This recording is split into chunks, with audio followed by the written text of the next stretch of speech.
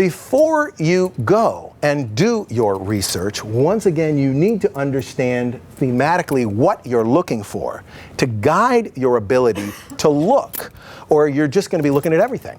And then the research trip takes too long, etc. So we made lots of decisions ahead of time about the story we were trying to tell before we went to the Himalayas to look at specific things. This is one of the primary villages that we used as reference for Expedition Everest. It's a village of Kagbeni on the Kali Gandaki River, and anyone who's seen Expedition Everest, you can almost pick out the things that come from Kagbeni and assemble them into what we do. And we knew we were going there before we went there, and we knew why.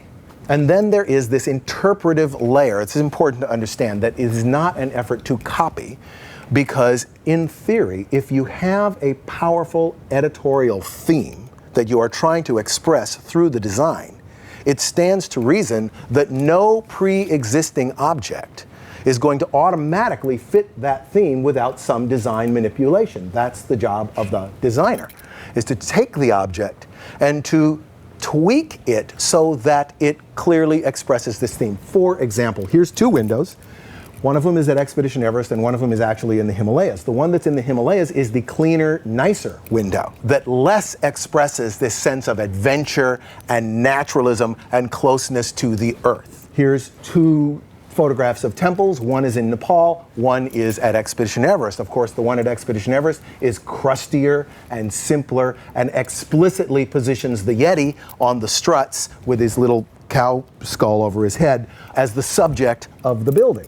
Here's two shrines. One of them clearly focuses on the Yeti in the center as the guardian of the mountain. The other is just a design resource. Here's murals. Obviously, we focus on the Yeti. So you can see that there's this editorial function. And I'm going to talk a little bit again about sketching.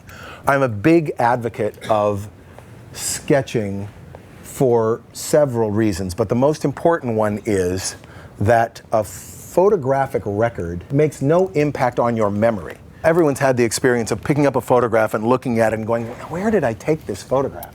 I cannot remember where I was when I took this photograph, but I will bet that no one who sketches has ever had the experience of picking up a sketch and saying, where did this sketch come from? I can't remember where I drew this. Something goes on when you draw that is very different than what goes on when you take a photograph, and it has to do with focus and attention and time.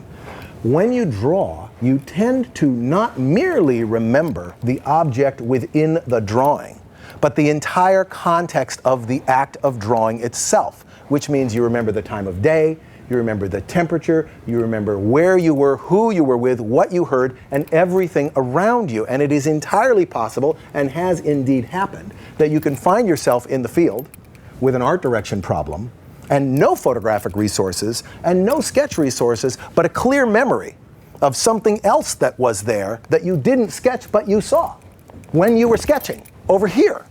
And you can remember that, pull it into your memory, and use it in the process of executing design. And also, of course, you walk away with these memories of the quality of place. And one of the most important that came away from our experiences in the Himalayas with Expedition Everest was this airflow. You feel the airflow in the Himalayas. And the reason you do is because there's 8 jillion prayer flags everywhere. They're everywhere. And so it's like a Christo installation. You can see these pulses of air coming from miles away as all these thousands and thousands and thousands of these prayer flags react to these pulses of wind. You hear it and you see it. And so that led us to really ramp up and increase the prayer flags in the environment, because Florida's pretty windy. And so you get a similar experience when the breeze is blowing of all this motion moving through the environment of the prayer flags.